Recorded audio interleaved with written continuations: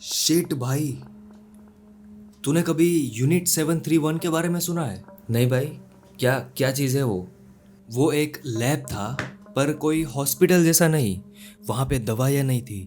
वहाँ पे इंसानों पे, रियल इंसानों पे एक्सपेरिमेंट्स किए जाते थे। किस कंट्री में?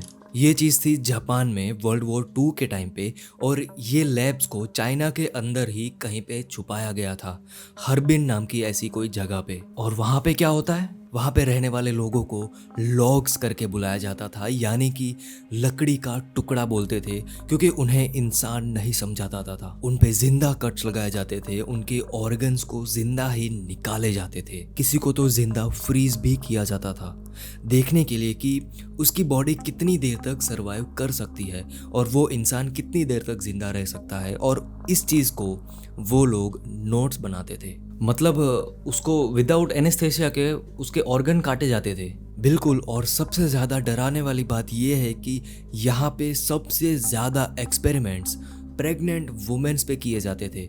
उनकी बॉडी को इन्फेक्ट किया जाता था किसी भयानक से बैक्टीरिया से, और देखा जाता है कि उसके पेट में जो बच्चा है उसकी और उसकी माँ का जो बॉडी है उसका रिएक्शन क्या होगा।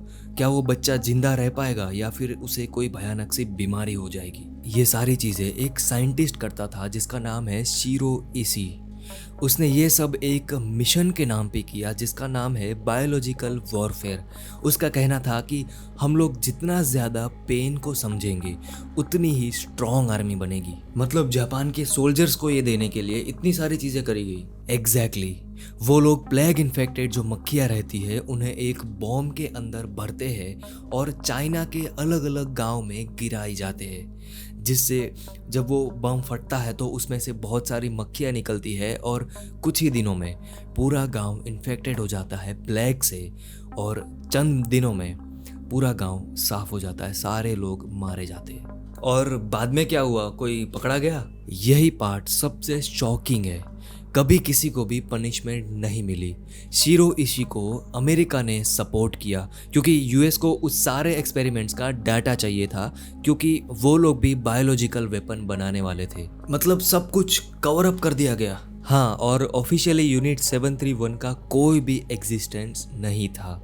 ये दुनिया यार सच में बहुत ज़्यादा स्कैरी है। और सबसे स्कैरी चीज़ होती है जब हिस्ट्री को बिल्कुल ही हटा दिया जाता है।